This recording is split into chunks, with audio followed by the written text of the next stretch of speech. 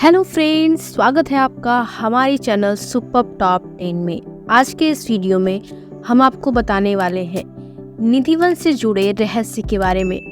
क्यों वृंदावन का निधिवन सूरज ढलते ही बंद हो जाता है, तो आइए जानते हैं इस वीडियो के माध्यम से। वीडियो को इन तक देखना मत भूलिएगा। ब्रजभूमि को कान्हा की नगरी कहा जाता है। यहाँ राधा कृष्ण की कई मंदिर स्थित हैं, जहाँ हर रोज भक्त पूजा दर्शन करने के लिए जाते हैं।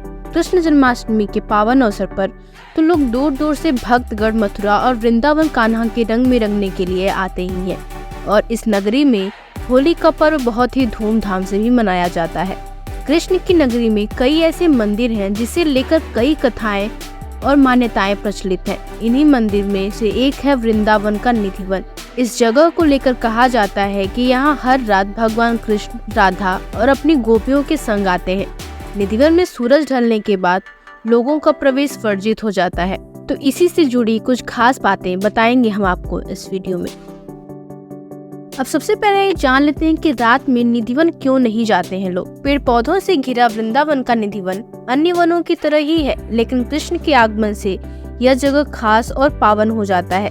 यही झाड़ों के बीच एक छोटा सा महल है, जिसे रंग महल भी कहा जाता है। धार्मिक मान्यताओं के मुताबिक निधिवन के रंग महल में हर रात कृष्ण अपनी गोपियों के संग रास लीला रचाने के लिए आते हैं। कहते हैं कि इस रास लीला को जिसने भी देखना चाहा, उसकी दर्दनाक मौत हो गई या तो फिर वो पागल हो गया। यही वजह है कि निधिवन में शाम के समय नहीं जाना चाहिए। वहीं शरद पूर्णिमा की रात निधिवन में प्रवेश पूरी तरह वर्जित रहता है। सुबह मिलती है गीली दातून। कहा जाता है कि 8 बजे के बाद पशु पक्षी, परिसर में दिन भर दिखाई देने वाले बंदर, भक्त, पुजारी इत्यादि सभी यहाँ से चले जाते हैं और परिसर के मुख्य द्वार पर ताला लगा दिया जाता है।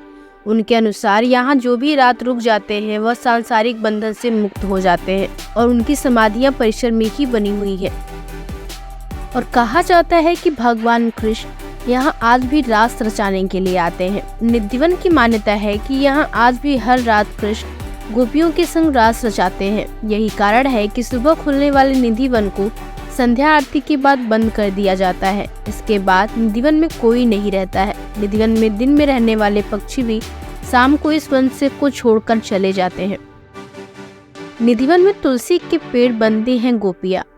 निधिवन में तुलसी के पेड़ हैं। यहाँ तुलसी का हर पौधा जोड़े में है। मान्यता है कि जब श्री कृष्ण और राधा रास लीला करते हैं तो ये तुलसी के पौधे गोपियाँ बन जाती हैं और सुबह होने पर तुलसी के पौधों में परिवर्तित हो जाते हैं। यहाँ लगे वृक्षों की शाखाएं ऊपर की ओर नहीं बल्कि नीचे की ओर बढ़ती हैं। ये पेड़ ऐसे फैले हैं कि रास्ता बनाने के लिए इन पेड़ों को डंडे के सहारे रोका गया है।